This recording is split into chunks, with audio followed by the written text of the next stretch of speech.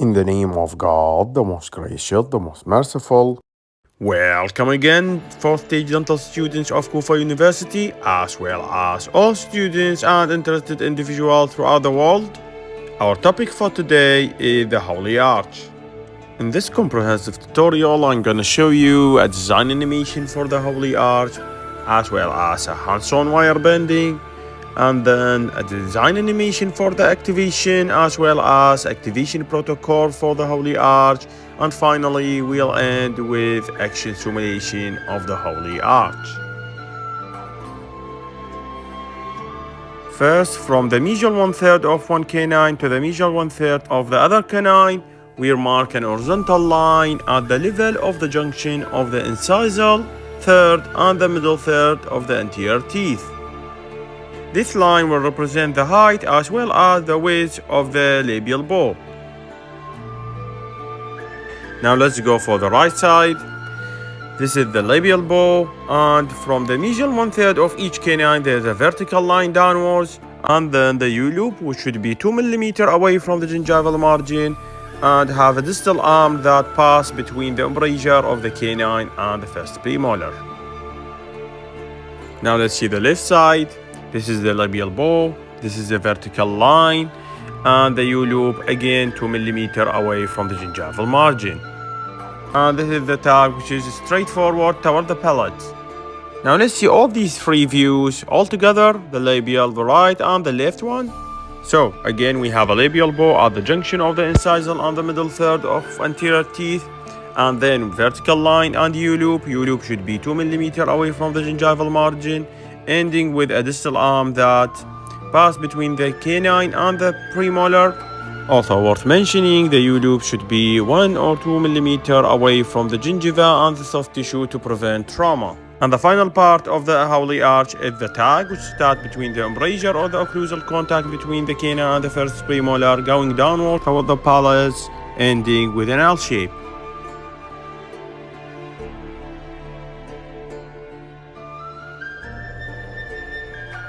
Now, before starting wire bending, let me give you a little tip to make wire bending of the Hawley Arch a little bit easier. To make the bending of the Hawley Arch easier, we have to carve the base of the cast here on the canine, and here also both on the right and the left side, so that we don't have to torque and detorque our U-loop in the bending. The torquing and the detorquing of the U-loop, which is minimum of course, but it's have a reaction on the wire. This reaction sometimes can lead to distortion of the Hawley Arch. Now you can definitely do it without carving the base, but carving it will make things easier for you. Now you're probably thinking that this is a borderline cheating, but it's actually not, because when we work in a clinic, we usually take two impressions. One impression for record, which we fabricate a base for it. However, the other one, we usually don't. We don't make a base for that cast, because that cast is used to make or to fabricate our appliance. And sometimes some of the teeth get cracked or broken in the process of making the full appliance. So in summary, you can get away with a little carving of the base near the canine, since you have another cast with a perfect base, which is the recording or the diagnostic cast.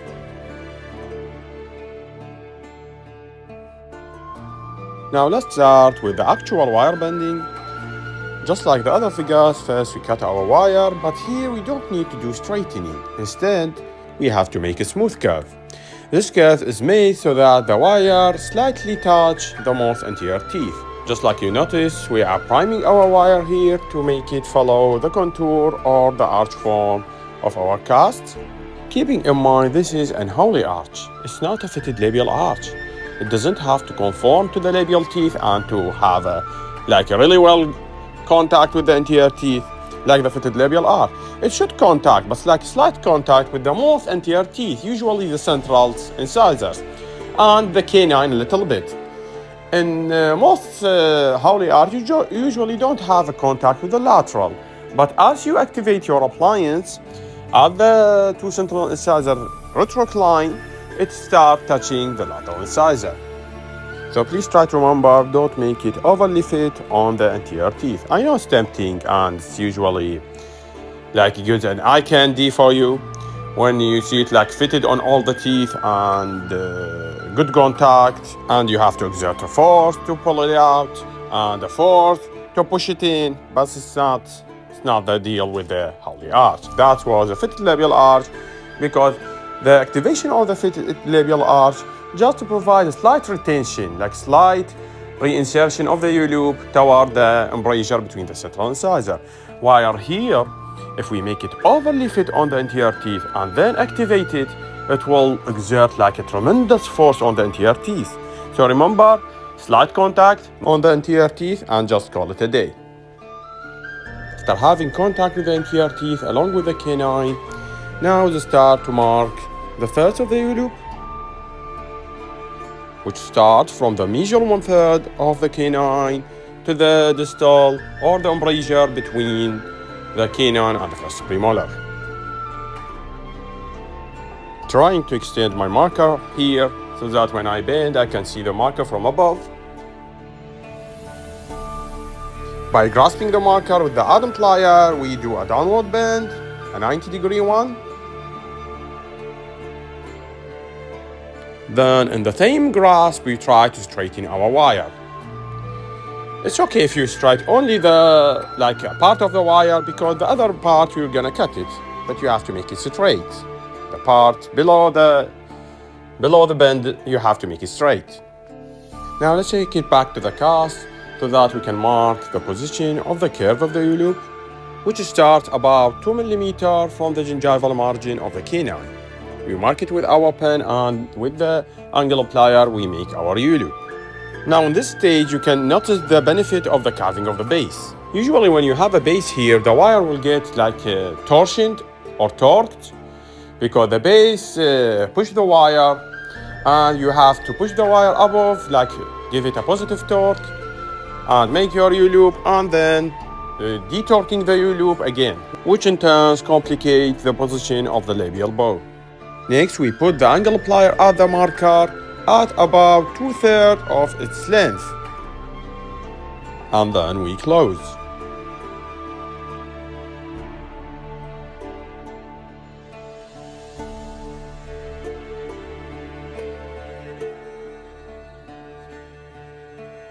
Next, we return the wire to the cast and look at our U-loop. You can clearly see now that the U-loop does not conform to the arch. So I have to push it to make it conform to the arch or to the curvature of the canine.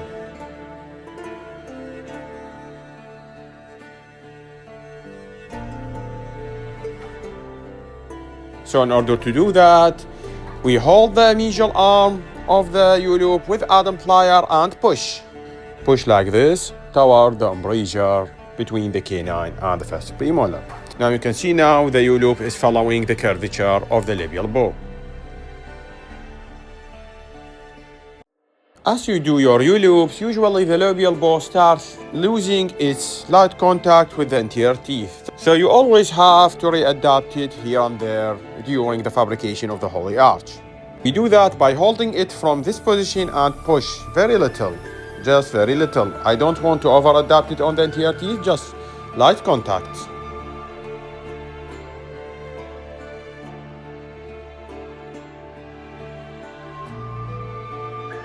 Next, I'm gonna close the U-loop a little bit so that the distal arm is exactly at the line or the embrasure between the canine and the first premolar.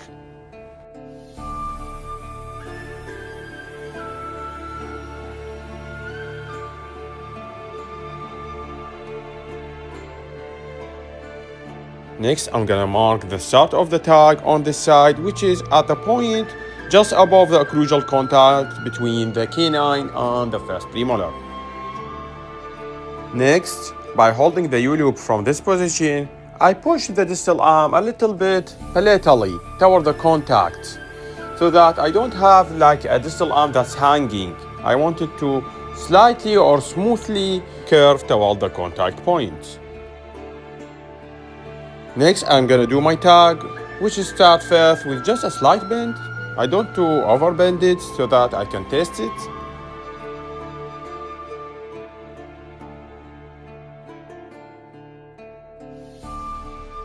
Make sure that the wire occlusally follow the contact between the canine and the first premolar. It have to go like precisely between the canine and the first premolar. Otherwise, if it's directed like toward the canine or toward the first premolar, it will interfere with the full sheathing of your labial bow. Next, we're gonna mark the position of the L shape so that we can continue our bend downward. Usually the L-shaped position should be 2 mm away from the midline, but it's alright, you can make it like 3 or 4 mm from the midline. It's not the end of the world.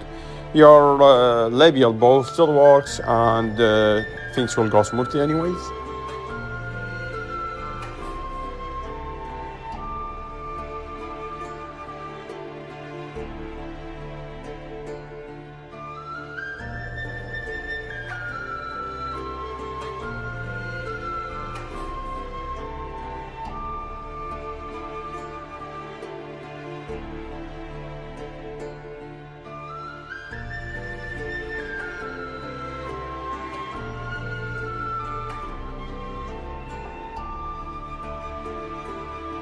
So I'm gonna continue bending my tag downward.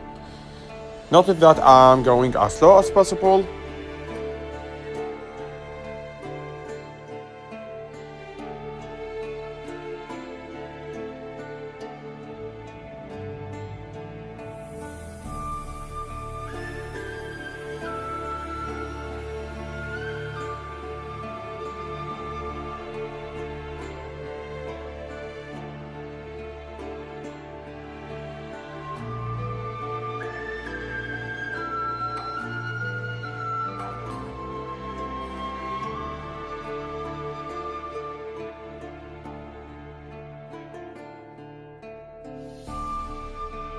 Another downward bend.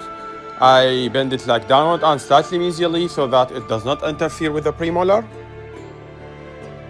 Now you may have clearly noted that the labial bow again lost its slight contact with the anterior teeth. So I have to readapt it again in order to have a light contact with the anterior teeth. Using the same method I showed before, I'm gonna hold it in this position and push with my fingers slowly and with a little force.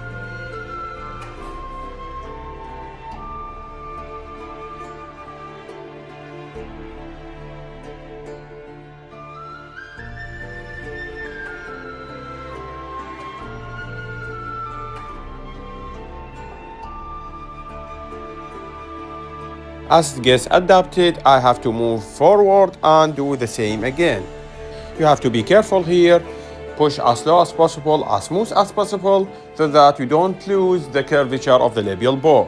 We don't want a labial bow with nose. This nose can lead to a stress point, and these stress points can cause breakage of the appliance. I'm going as slow as possible again, so that I don't have a full contact with the teeth, I don't have a fitted labial arch. Instead, I want a Hawley arch. A Hawley arch have a light contact, not a full contact with the anterior teeth. A light contact which we now achieved, so I'm gonna mark the area or the mark of the start of the second U-loop. Again, I'm gonna extend my mark upwards on the wire so that I know where I can put my Adam plier. Make sure the wire is in the correct plane and then another downward bend, followed by smoothing and straightening of the wire. Remember, it's alright if you only straight the lower part of the wire. You don't need full straightening of the wire, since you're going to cut it anyways, which is now good, but I want to close the arm even more. We have to make the arm like 90-degree bend, 90 degree with the labial bow. Not above 90 degree, because the U-loop will be really wide and you will have such a difficult positioning of its distal arm on the embrasure between the first premolar and the canine. Next, by holding the wire like this with the Adam plier, I'm gonna push so that the U-loop doesn't end up sitting on the gingiva, which is traumatic for the patient. Next stage is marking the start of the U-loop. Please make sure before marking any point that you have the labial bow seated in the right position. Otherwise, if you make a bend while the bow is in the wrong position, you have to complete your bow at that wrong position. And just like the other side, we're gonna make the U-loop with the angle plier at its 2/3 of its length.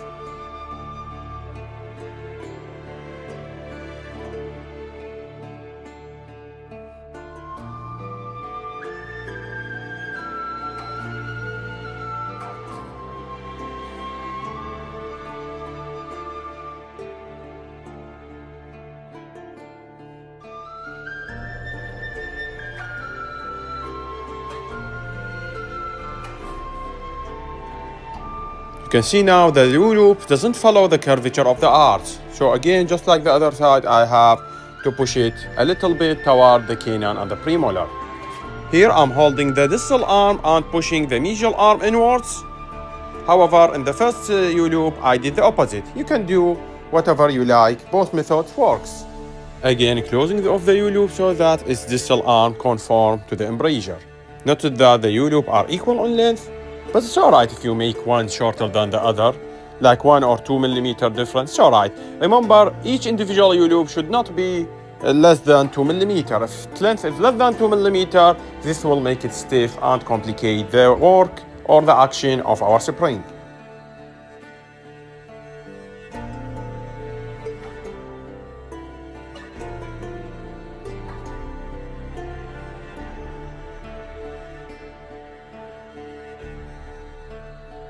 And again, just like the other side, I'm gonna do a downward bend to make the distal arm fall towards the embrasure.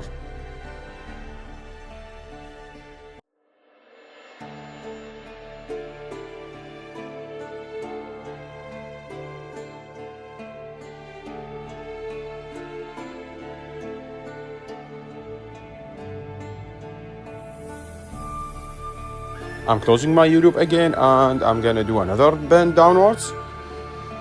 You can see now that I'm doing bends, small bends, and going as slow as possible. It's not like there's a bomb ticking and I have to do it in just 10 minutes. So remember, please take your time.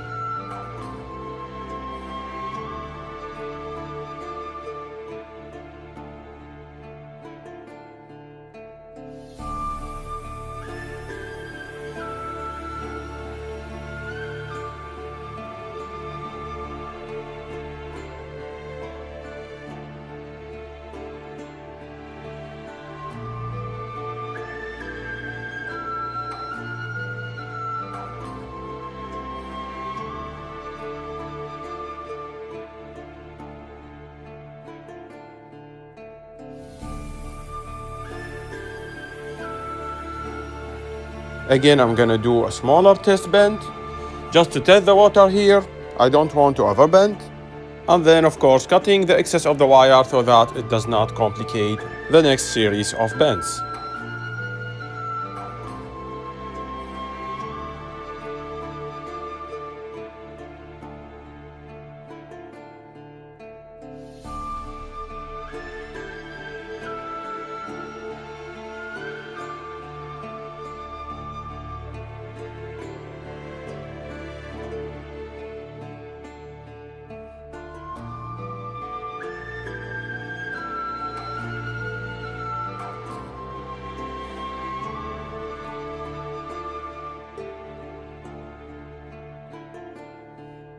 I know I said it over and over, but please go as slow as possible. You can see that I'm taking my time in each bend.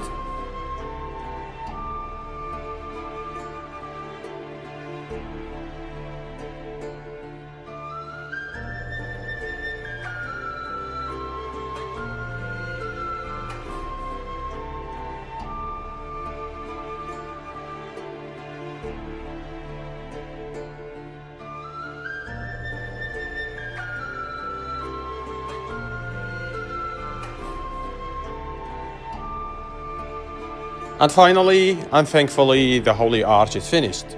So let's take our time and see our finished product here. I have a labial bow sitting correctly without any cant at the junction of the incisor and the middle third of the anterior teeth. With a slight contact of the anterior teeth, usually the central and the canine. The laterals either a very low contact or no contact. The U-loop is away from the gingival tissue. The right one I have like 1 millimeter from the gingival tissue, which is a little bit close, but the left one is alright, it's 2 millimeter. You can see it.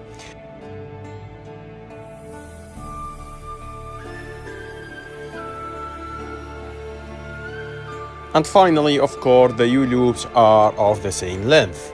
And just like we said before, it's a Hawley arch, not a fitted labial arch. It should be passive, so that if I flip my cast, it should fall down. And again, when I put it back, it falls into place without any pressure.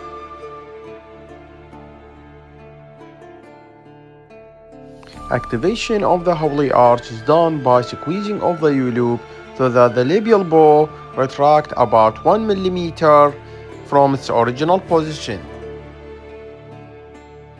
And this is done for both of the U-loop, the right one and the left one.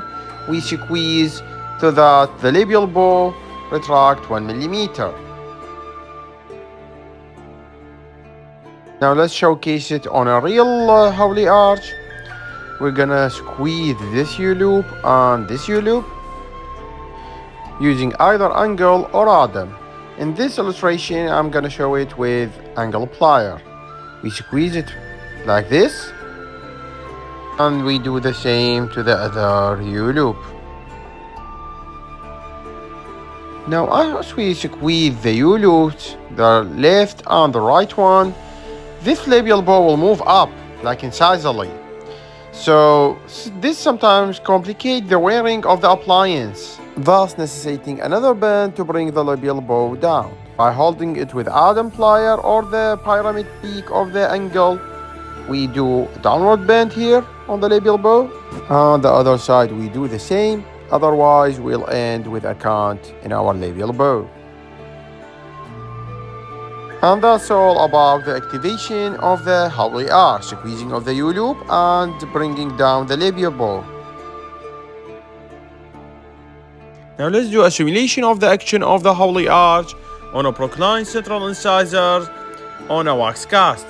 Now I know the proportion of the Hawley arch with the teeth is not right. We have the U-loops near the one near the canine and the other near the premolar, because this was the only way I can see it, a Hawley arch on a wax cast, because it's kept drifting and the teeth, these are acrylic teeth, it doesn't have a root, so it gets distorted all the time. This position was the only way I could see the spring correctly. So please ignore the position of the Hawley arch on this wax cast. And let's just concentrate on the action of the Hawley arch. Now just like the other active figures, I'm gonna soften the wax with boiled water. And when the wax is softened, the teeth start moving under the influence and action of the Hawley arch. Now obviously I'm not gonna show you the whole thing because it will get boring. And I'm gonna fast forward to the important parts.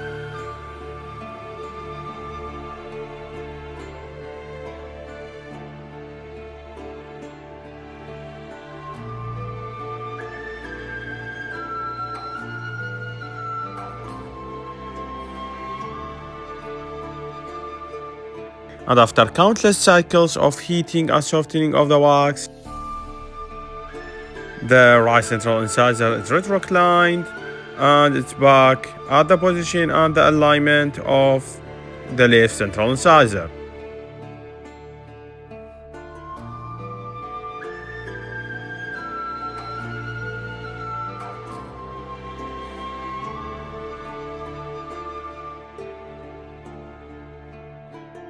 Now let's see it side by side. The left one is the before and the right one is the after. We can clearly see that the right central incisor is retroclined into place in the right photo. And that's all for the Hawley arch. Thank you everyone for listening. I hope this tutorial was informative for you and helped you in understanding the theoretical part of the Hawley arch as well as the practical part. Thank you again everyone, and like you all know, if you have any question, feel free to message me on my Instagram or leave a comment on my YouTube channel. Ramadan Mubarak in advance guys, and goodbye and good luck.